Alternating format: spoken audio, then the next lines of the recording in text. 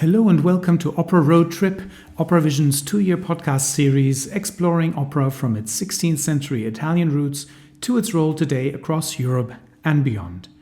I'm your host, Sebastian Schwarz, and after Poland in our most recent episode, let's today explore the United Kingdom, another particularly rich operatic culture. Up until Brexit and the significant cuts in public support by the Arts Council in recent years, the UK was one of Europe's largest cultural markets and one of the world's most influential centres for music, theatre and literature. Until then, its capital, London, had for centuries been one of the great cultural capitals of Europe, home to some of the most important theatres and concert halls in the world.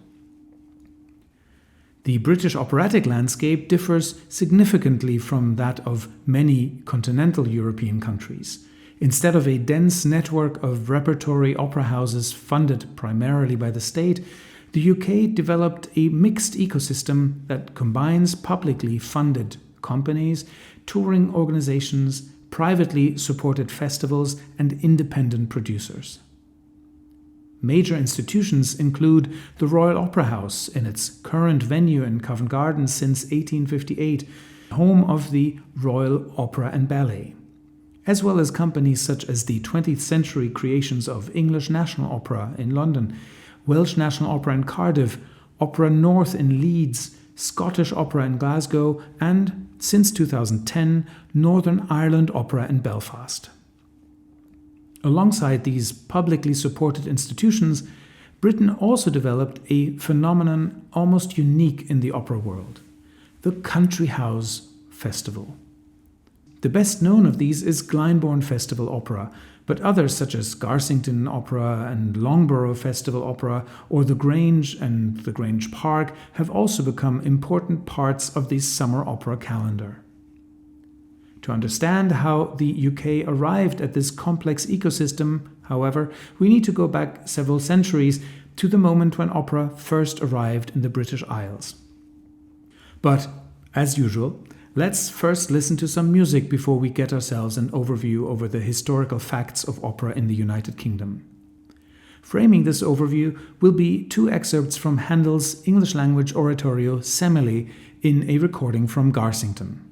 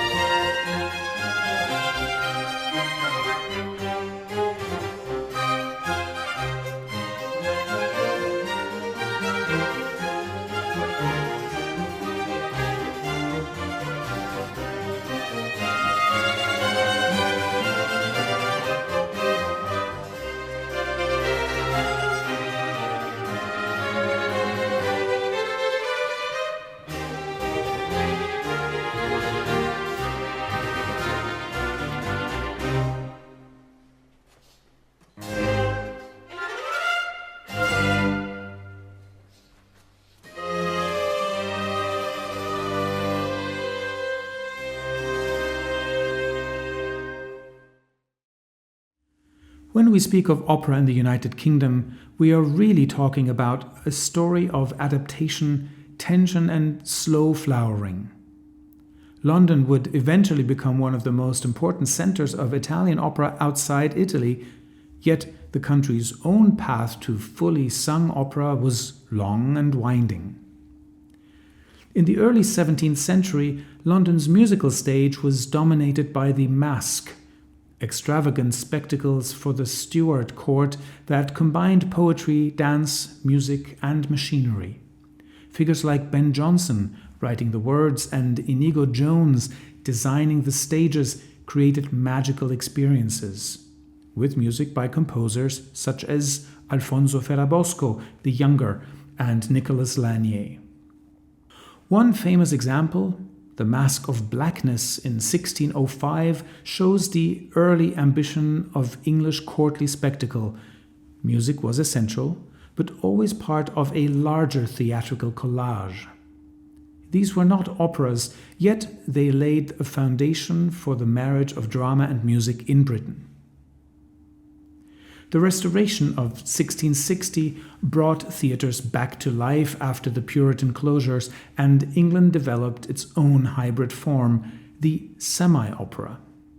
Here, spoken drama remained central, but music, dance, and spectacle punctuated the action. Henry Purcell became the master of this form, composing Diocletian, King Arthur, the Fairy Queen, and the Indian Queen. And yet, Purcell also gave us Dido and Aeneas, probably first performed at a girls' school in Chelsea around 1689, a fully sung opera, intimate but revolutionary.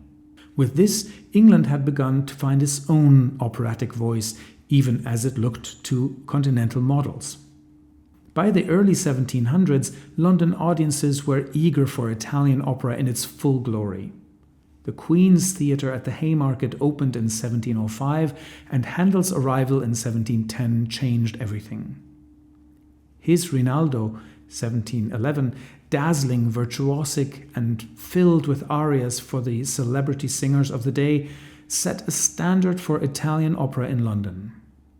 Over the next decades, Handel wrote dozens of operas for London stages: Radamisto, Ottone, Giulio Cesare, Rodelinda, Ariodante, Alcina. His works were not merely imported music, they were crafted for London audiences, singers, and theatres. A crucial institution was the Royal Academy of Music. Not the conservatory that exists today, but a commercial opera company founded in 1719 and supported by aristocratic patrons. With a fierce competition between the Royal Academy of Music, which Handel helped lead, and the rival Opera of the Nobility, established in 1733 also by aristocratic patrons who lured away star singers like Farinelli, London was, for a time, the centre of a dramatic, almost gladiatorial operatic battleground of music, money, and fame.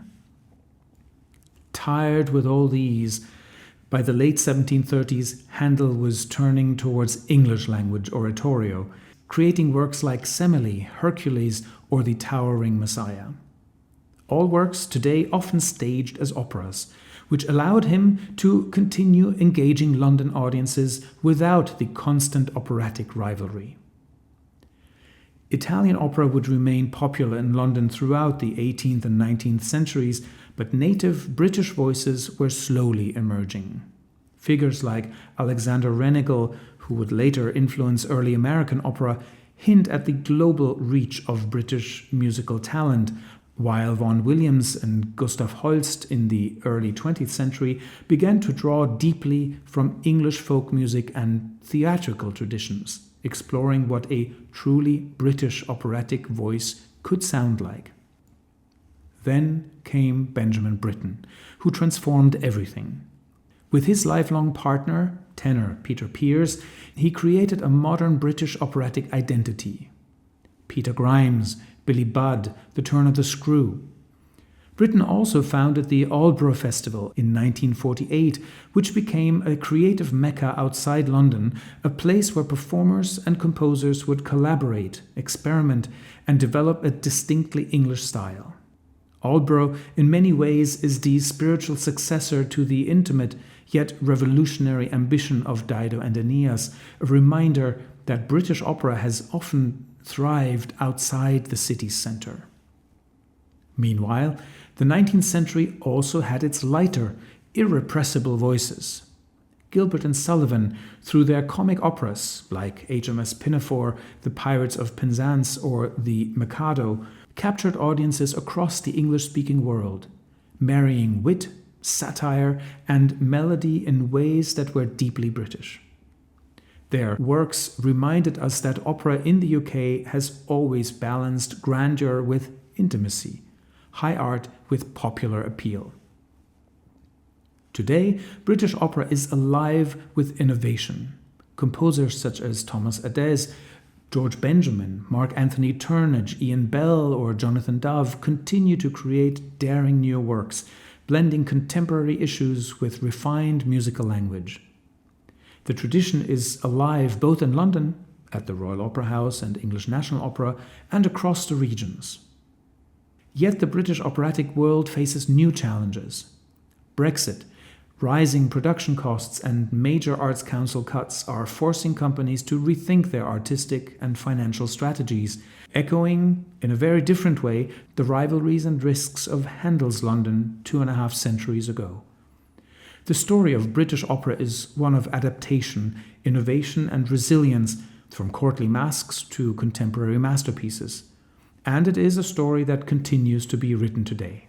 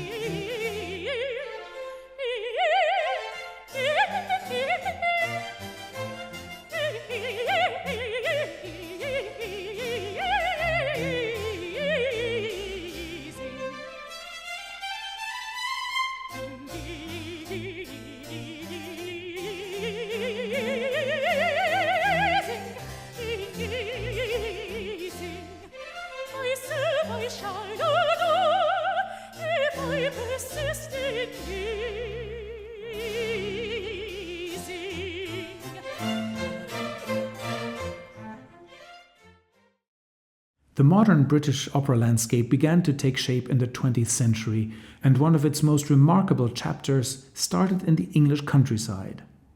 In 1934, the wealthy landowner John Christie founded the Glyndebourne Festival Opera at his country estate in Sussex.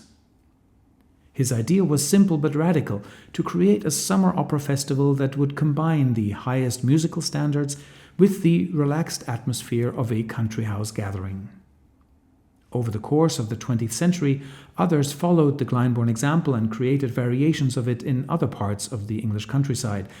Loughborough Festival Opera in the Cotswolds shared Richard Wagner as the source of inspiration with Glyndebourne. Together with The Grange, Garsington or Grange Park, these festivals illustrate one of the defining characteristics of the British operatic ecosystem. Alongside publicly funded companies and major opera houses, private initiative and philanthropy have played an unusually important role in shaping the country's operatic life. Glyndebourne is a place I know particularly well from my own years working there, and its history is one of the most fascinating stories in 20th century opera. That's why I'm very happy that Gus Christie is joining us today here on the Opera Road Trip, owner and executive chairman of Glyndebourne, to talk about the challenges and maybe advantages of running a privately owned, unsubsidized opera company. Gus, thank you for being with us today. Absolute pleasure. Good to be with you. Glyndebourne is without doubt one of the most beautiful places in the world to see opera, and it is on the bucket list of many to at least once experience opera here. And if not yet, it should be. But the original idea itself is quite unusual. Opera in a Sussex country house surrounded by meadows, sheep and the rolling hills of the South Downs, and with the unpredictability of English weather in the summer. Could you tell us about your grandparents and how the idea originally came about? Well, yes. My grandfather, as you know, was a great fan of Richard Wagner in particular, and it was a hobby of his. He would go in his motor car across the channel to France, and before there were car ferries, so he had to hire a boat to tow his car across the channel and then drive to Bayreuth. And at the sort of turn of the century, he made many trips. And he was passionate about it. And then when he inherited the Sussex estate from his grandfather, he built a large music room, which is the organ room, in 1920. And he was a wealthy landowner, and to satisfy his musical needs, he staged scenes from operas in this room. And there were a few professional singers and a few amateur singers, one of which was himself, playing the role of Beckmesser. And he invited his friends, and he would have sort of musical soirees in this beautiful room, which he'd built.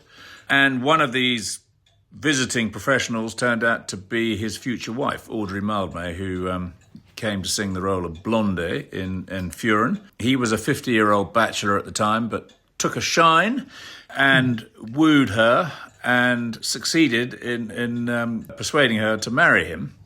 And she was a freelance artist singing around the world, and he preferred to have her singing at home. So first of all, he was going to extend the organ room and make it into a bigger theatre performance space, but she persuaded him, for God's sake, John, if you're going to spend all that money, do the thing properly, which were famous words that turned out to be the beginning of the Glyndebourne Festival. And so he engaged his local building company, the Ringmer Building Works, to erect a 300-seat theatre in the kitchen garden, basically.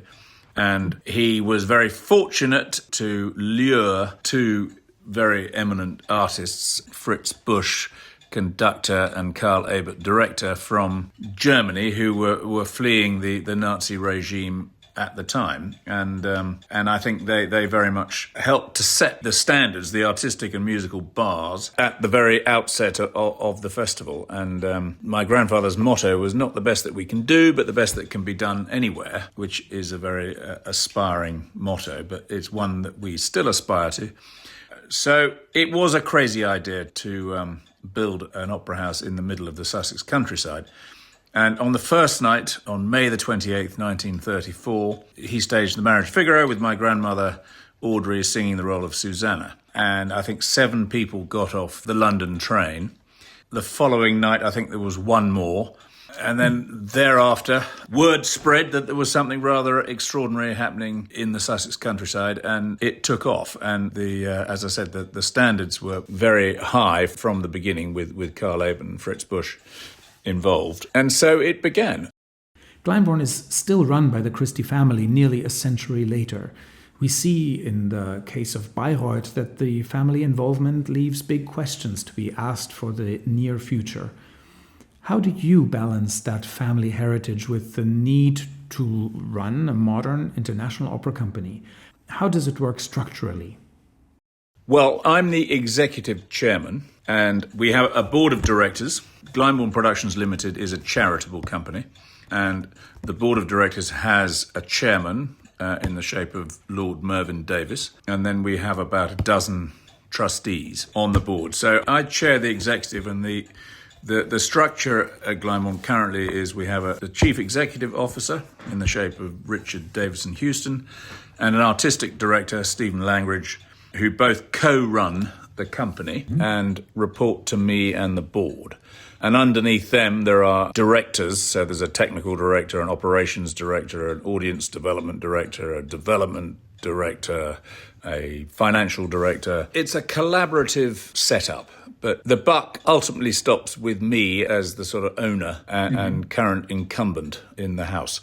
And we are mainly private, so we don't get any public support from the public sector. For the festival, we get a small grant for our autumn festival and our learning and engagement work. I often like to refer people to Glyndebourne as an example of an opera institution that manages to operate without any significant public funding. Can you explain how the financial model actually works?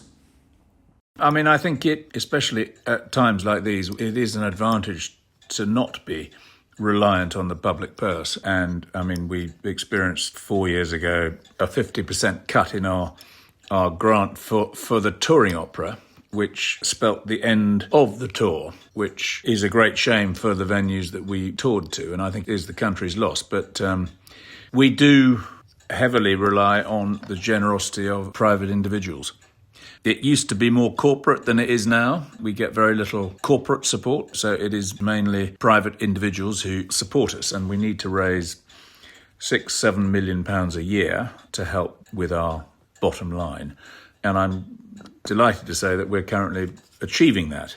There is a danger. I mean, there are more and more demands on the individual's generosity as well, and I think we are very aware of that. So that's not something that we can be too relaxed about, and I think it's a crucial part of the whole operation. But I think we have about 15,000 members, so of the Glyndebourne Festival Society and the associate membership, which is the sort of waiting list for the Glyndebourne Festival Society. So we have a healthy membership, and they buy roughly about 75% of the seats every year. So that's number one imperative, is to fill the house. And that's where we get a significant amount of our income from, is box office. So we are currently doing 5 or 6 operas every festival, and we're trying to get as close to doing 80 performances over that 3.5 months, which can end up being a lot of one production. This year we're doing 20 Toscas, which have sold out. So I think that's going well. And we're currently also doing a membership review of what it is to be a member of Glyndebourne. And I think it's a good moment to do that and to make sure that the members are happy with the interaction that they have with us. I mean, the main advantage for being a Glyndebourne member is to get first dibs at the tickets, so they can choose which opera they want to come to on the night they want to come to. The other side of the equation is costs, obviously. And we are in a challenging environment as far as costs are concerned and inflation. But we have some good controls in place, and we have financial targets of achieving a surplus of about £200,000 per year on a 3-year rolling basis. So 1 year it might be more expensive, but the following year we hope to recoup or generate slightly more than the year that we might have made a loss. So we're not tying ourselves in knots, but we try to keep to that maxim, to that discipline. Gus, you grew up around Glyndebourne. Could you describe the moment when you realized you would one day be responsible for the festival? And you have 5 sons and a daughter, I believe. The twins being around the age you were when your dad took you aside to talk about succession. Is the next generation getting ready for this exciting and maybe daunting responsibility? Well, there's 2 questions there, Sebastian. The first one is when I realised it might be coming my way was I was about 19 and I was on a walk up the downs with my dad, who he took over at a very young age from his dad, who was a much older dad. So my dad took over in his mid-20s. and ran it for 40 years. And he casually dropped into a conversation that he thought I might be quite good at running Glyndebourne. So I kind of thought, oh my God, he's got me in his sights, and sort of buried the notion. But he'd planted a seed, and he was very good at allowing me to do my own, pursue my own interests and career. And I studied zoology and made wildlife documentaries for 10 years. But I did join the board in my late 20s, in the 80s, just at a very interesting time in Glyndebourne's history, when my father was considering knocking down the theatre that his father had built and rebuilding a new opera house. So I joined the board then, and having still not really fully made up my mind as to whether I would or not take over the reins, but I decided, whilst sitting in Land Rovers in the Serengeti, that I wasn't going to be doing that for the rest of my life, and I decided to accept the role. And it's not a small decision. I mean, it's a lifelong commitment, and it's a national institution. So it was daunting, the idea of it, but I took it on, and I took over on the 1st of January 2000, because my dad turned 65 on the last day of the millennium. So I've been in the role now for 26 years, and I'm thoroughly enjoying it, so that's good.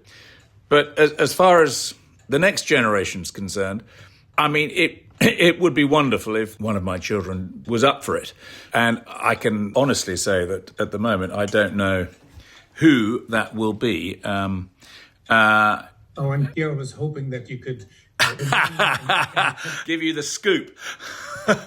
It's still up in the air, and I think it would be extraordinary if one did take it on. I think it's quite rare for 3 generations of one family to run an institution like Glyndebourne. But my job is I'm trying to kind of leave it in a better shape than when I took over, which my dad certainly did when he took over, because he rebuilt the theatre in the early 90s and handed over a theatre fit for purpose for the 21st century, and with decent reserves. And so it will be up to me to try to set things up for the next generation so that they're not taking on a sinking ship.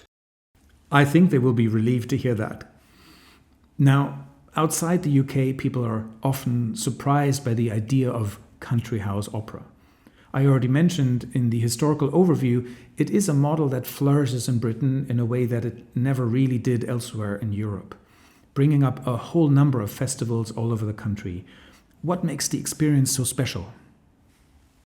I think, the model of having a 90-minute dinner interval in the middle of the opera, opening our grounds 2 hours before the start of the opera, allowing people to come and stroll around the lake and round the gardens, and their friends, their family, it's an event. You have to take the day off or the afternoon off, and it's forcing people to actually slow down and to kind of digest their art by giving them time in the middle to kind of reflect on what they're seeing. And it's a combination of the nature, the gardens, the smells, the food, which I think enhances the whole experience. So you're not just having a quick drink in a 20-minute interval and then going back home or going to a restaurant for dinner afterward. It does add to the whole experience. And I think picnics at Glyndebourne that's what I think is synonymous with Glyndebourne, is having a picnic on the lawn.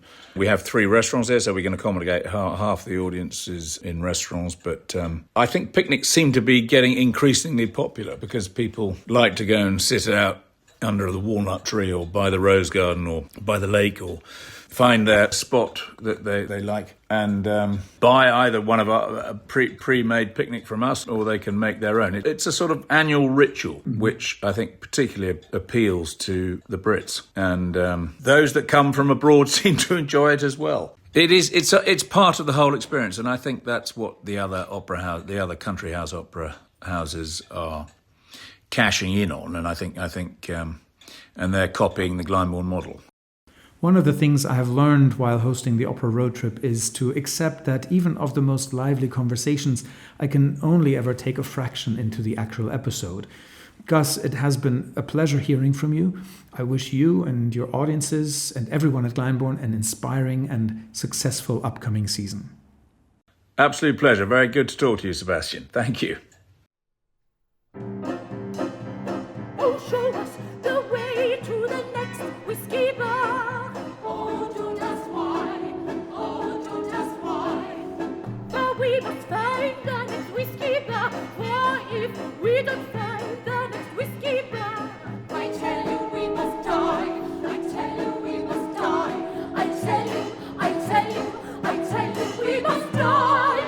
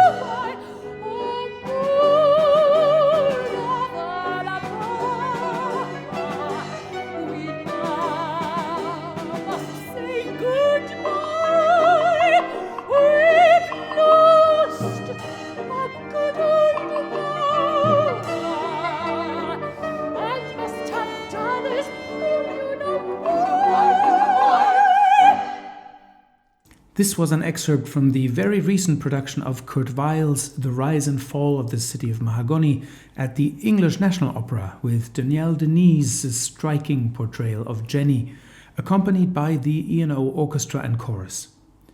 Danielle has sung countless roles at Glyndebourne and across the UK and the world, and has been named recipient of the Outstanding Contribution to Opera Award at the Olivier Awards earlier this month, to which I am happy to add my awe and congratulations. As we have heard so far, the British opera landscape is unusually diverse. Alongside privately supported festivals such as Glyndebourne Festival Opera, the UK has also developed a network of publicly funded opera companies that bring performances to audiences across the country. One of these is the English National Opera, which does incredible work despite repeated severe cuts and the constant threat of closure. A typical Stagione opera house, like all UK companies, the E&O actually once was home to a singer ensemble that brought forth and nurtured extraordinary British talents. And also for my own professional story, I owe gratitude to the work of English National Opera, as it was their breathtaking production of Handel's Xerxes, staged by Nicholas Heitner with Anne Murray, whom we heard from in our episode on opera in Ireland, her being an Irish mezzo-soprano. A production that got me incurably infected with my love for opera and its possibilities. Another of these publicly funded companies is Welsh National Opera, a company with a long tradition of touring and a strong reputation for musical and theatrical quality. But, like many opera organizations today, Welsh National Opera is navigating a period of profound change, as funding pressures and shifting audience habits force companies to rethink how opera can survive and thrive in the 21st century. Welsh National Opera was founded in 1946 by a group of passionate amateurs in Cardiff. What began as a local initiative soon grew into one of the UK's most respected opera companies. Over the decades, the company developed a distinctive identity, a permanent orchestra and chorus, ambitious productions, and a touring tradition that brings opera not only to Wales, but to audiences also across the UK. Its artistic history includes distinguished conductors such as Charles Mackerras or Carlo Rizzi, or artistic director Sir David Pountney, guest of our recent podcast episode about opera in Poland, and many singers who went on to international careers.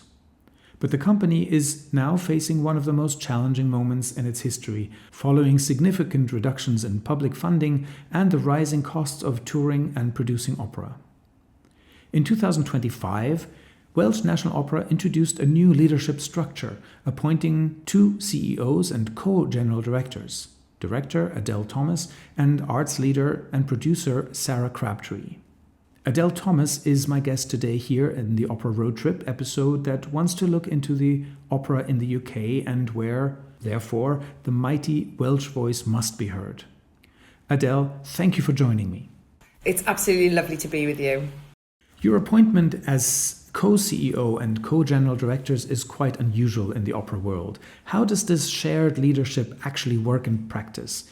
Can you recommend it as a recipe that could work elsewhere? And what would you say does it need to be a successful model? I think fundamentally the root and most important kind of centre point of our relationship as co-general directors and CEOs comes from the fact that we have a deep amount of respect for each other, a deep amount of love for each other, and we really excite each other. There are other joint leadership roles across the country in the UK in different art forms and different companies where people were put together as joint leaders, but Sarah and I met making a show together at the Royal Opera House in around 2018. When Sarah was the producer of the Limbury and I was a freelance director, which is what I've done my entire life before coming to WNO. This is my first job, I keep saying to people. And we formed a deep admiration for each other then. Sarah is, she's not here to speak about me, so I'll just basically tell you how brilliant she is. But, she's the most extraordinary producer. She has a producerial kind of outlook, which is very rare in opera in the UK, in that she feels like she really is like a theatrical producer. She understands how to get the best out of people, how to form collaborative relationships and how to form partnerships in a way that is just extraordinary. And I just thought she was brilliant. And we conspired and we discussed and we came up with many ideas, after our time working together at the Royal Opera House. And eventually this role came up here at Welsh National Opera and I approached Sarah and suggested we went for it. And together, from her point of view, she's a mother of 2 children and making a leap to a job like this would just not be possible if she was doing it on her own. I have been a director my entire life, but the modern necessity of running a big organisation like this, like I said, I've never had even a job before, so even turning on the computer was really challenging for me for the first 6 months. And I'm not kidding, I wish I was kidding, but I'm not. So between us, we felt like we had the right balancing skills. It means I can carry on directing, Sarah can raise a family, we can do all that. And I think the net benefit for the company has been that it has had 2 brains and 2 voices working through a particularly challenging period in time. And I've started to think just this morning about how having 2 people doing the same job actually means you don't get one whole job. You essentially have kind of the might of 4 people, because what you get from working together and what you get from sharing and bouncing ideas off is a kind of efficiency. We challenge each other, we inspire each other to be braver, we back each other up, at the moments where we feel like we're a bit nervous or uncertain about something, we've got each other to kind of bounce off. And it's been absolutely fundamental to how we've got the company into a far, far better position than it was in a year ago. It's all down to the job share. The recent changes in Arts Council funding have created enormous challenges for many opera companies in Britain. How has this affected Welsh National Opera, and what adjustments have you had to make? So, yes, the cuts, I think, more than anything, they've really impacted our musical staff and our output. As you said in your introduction, which you're absolutely right, the cost of everything has gone up so massively, and the cost of inflation increases and continues to decreases year on year, and I can't see a way out, especially with the war in Iran now happening, how that's going to go in the opposite direction for the near future. It means that we've had to lose a number of people from our chorus and orchestra, which is a real anathema to me and Sarah. We came to the company when the end of that redundancy process was happening, and we were very deeply affected by it. We're very reluctant to let go of our musical forces, because at the end of the day, they are the heart and soul of the company. And this is Wales. You know, we are a nation of song and of poetry. We are the nation of choral singing and collective, the collective voice being raised in song. And if we continue to decimate those forces, then we are going to find ourselves a hollow shell of what we were before. We're very lucky that the chorus and orchestra that we have that remains is an extraordinary one. They are brilliant, amazingly committed to their work and to each other. And it's been a real saving grace for us that we still have some forces left. I think the biggest impact for us is that we live under an existential cloud.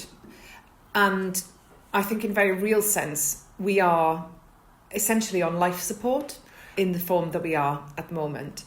And being on life support means that you're neither dead nor are you alive.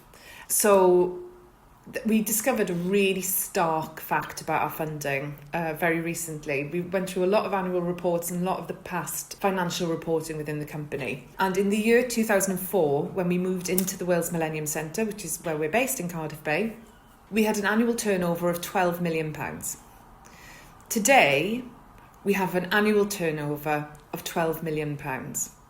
But in today's money, £12 million from 2024 is equivalent to £24 million.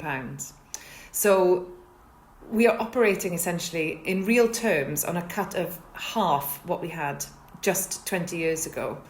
So that causes us a huge existential question. The other enormous existential question that hangs over Welsh National Opera is we are one of the only companies in the UK, and certainly the biggest arts company in the UK, that is jointly funded by the Arts Council of Wales and the Arts Council of England.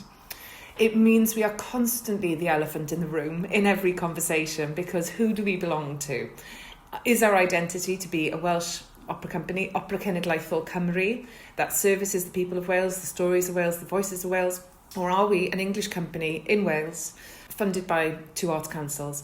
I think where we exist in incredible precarity is that there is no agreement between both arts councils that exists. So essentially it's possible that at any point in time, which is what happened in 2022, one of them could unilaterally cut all of our funding, and it would leave the other in an impossible situation. So that, I think, is the crux of where our biggest weakness and our vulnerability is. The good news is, of course, that the company being in such a state of peril has meant that we are really able to come in and to go, okay, let's re-examine everything. Let's completely overhaul everything we do, what we love, what we stand for, what the company is and what it can be in the modern era. And while this is a terrible thing to say, if we hadn't been in that crisis, we would never have been able to make the level of change that we've made and are going to go on to make. So there are pros and cons to the situation, but what we need more than anything else is stability, to know that we can function as the major arts organisation that we can be, not just for England, but crucially for Wales, in which we are the biggest funded arts organisation. Welsh National Opera has always had a strong identity as a touring company with its own orchestra and chorus. In today's opera landscape, what do you see as the core mission of the company? What does your W&O stand for? Why does the UK need Welsh National Opera? What makes it relevant? Well, the new vision for the company that Sarah and I are about to launch, actually, so you'll be the first person to hear this, but than anyone else, is based on 4 principles that we actually came up with when we were thinking of applying for the job. And the principles are, number 1, that we're building the opera company of the future. So there is a greater emphasis on the idea of a contemporary aesthetic, an opera company that feels like it is making work that is looking to the future with new people making it, old rep being done, but in new ways, in forward-facing ways, greater emphasis on new work, and a large part of that will be a greater emphasis on us becoming a hub for research and development into new opera and new opera making, and of course questioning what opera is and what it can be in the 21st century. The second principle is Eich Opera Cenedlaethol Cymru, which in English translates to Your Welsh National Opera. So it's massively about democratising the art form. The third principle is strength in partnership. We are partnering a lot more in the upcoming seasons with international opera houses, but beyond that we're also partnering with a range of really unusual and unexpected partners, and it's something that the company has done brilliantly. Before me and Sarah's time, Death in Venice that we did a couple of years ago was brilliant, and it was brilliant because it was such an unusual collision of circus and opera that just made something that was far greater than the whole.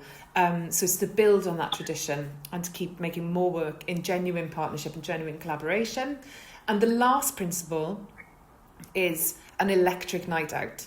That it's kind of the contract with our audience that you will always come and see something that is genuinely electric when you come here. This is not a place for snoozy opera. It's not a place for worthy opera. I have a friend who shall remain nameless, who's quite well known in the industry, who says that sometimes going to the opera for the audience is like a very expensive snooze.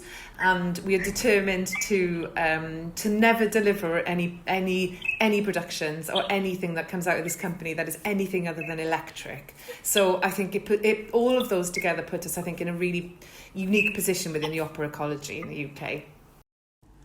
Let me take a moment here to apologize to our listeners for the squeaky static noise in some parts of this interview, which unfortunately I wasn't able to get rid of.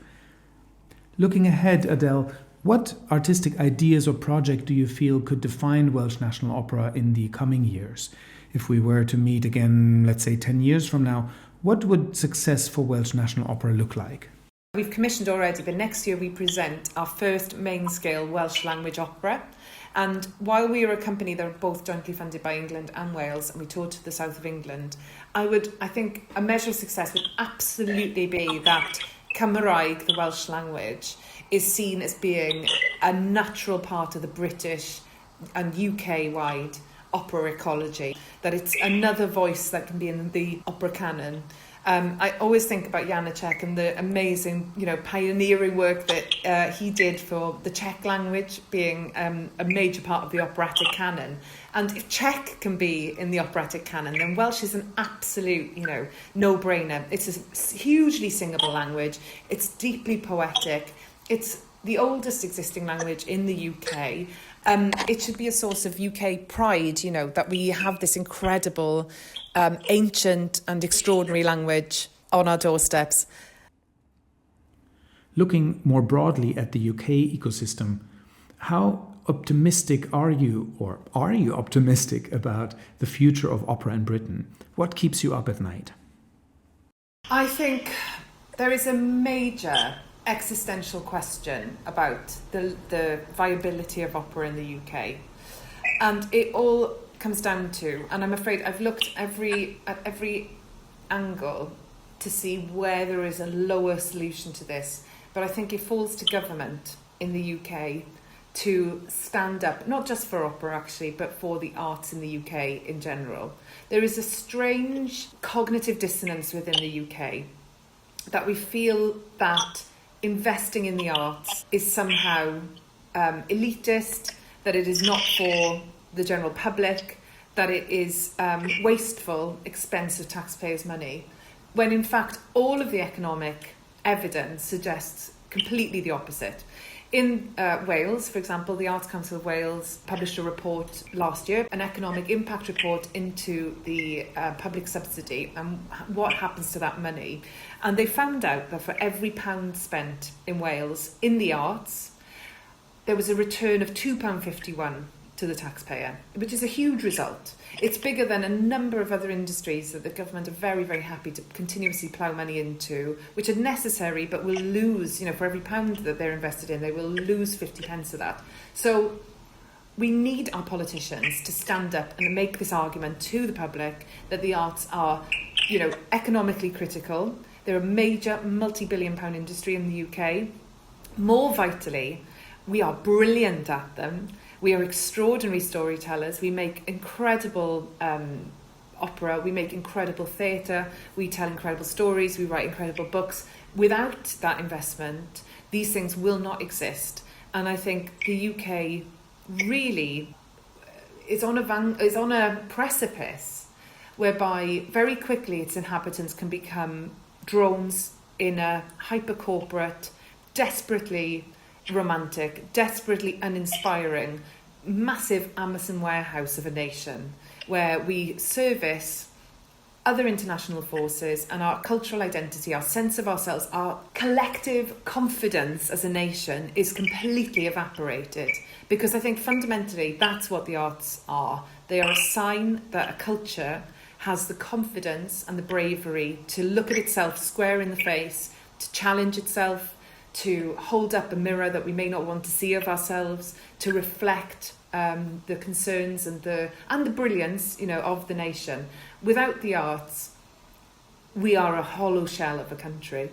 And the quicker that politicians can make this argument to the people and can believe it themselves and make bold decisions, the better it will be in the long run.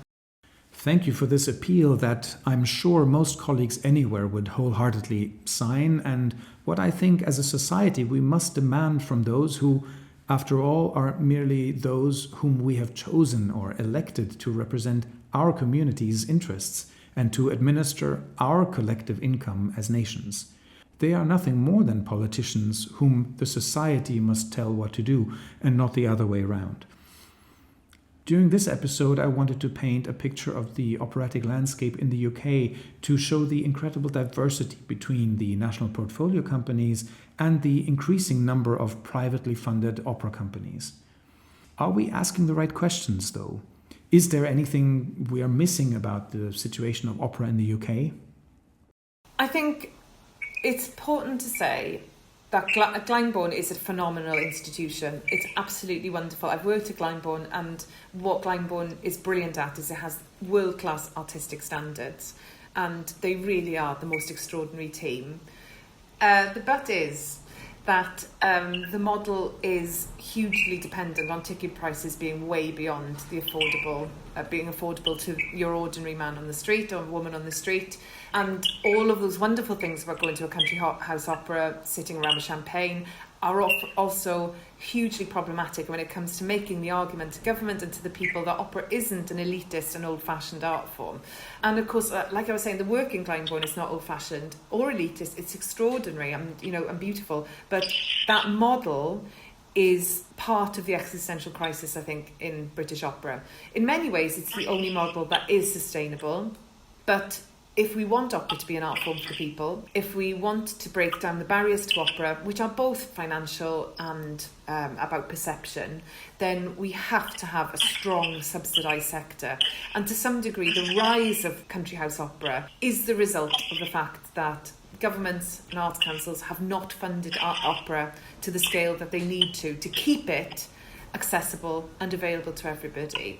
So while I completely understand the allure of the country house opera, and it's wonderfully eccentric and unique to the British ecology, it is also a huge threat to that ecology, which we need to address urgently, I think. If it was part of a mixed diet of opera, then I think it wouldn't be quite so serious, but I think there is a worrying trend that it may well be the only form of opera that exists in the UK in 10 years' time. And what does that mean if the price of admission starts at around £200, which is possibly a weekly wage for some people? Then it's just not viable. Thank you for this enlightening perspective, Adele. Definitely food for thought. But now, what should we be looking out for? What will be the highlights of your coming season? We are just about to announce it, so I can't tell you yet, but we have an amazing first season. It's me and Sarah's first season as General Directors and Chief Executives of Welsh National Opera, which will be launched in April this year, and then the season itself starts in the autumn. It's going to be a range of shows that I think are really exciting, and one of them will be our first Welsh language commission. So maybe I should say take a chance and come and see something yn Cymraeg in Welsh, and I guarantee you will be blown away by the beauty and the majesty of the language. I'm glad to hear that the opera road trip is ahead of its time, by about a month in this case, but I will definitely be looking out for your season announcement and invite our listeners to do the same, and then plan an actual opera road trip to Cardiff to attend your opera in Welsh. It has been a pleasure to hear from you today, Adele. Thank you and all the best for the important work that you're doing at Welsh National Opera. Diolch yn fawr, thank you.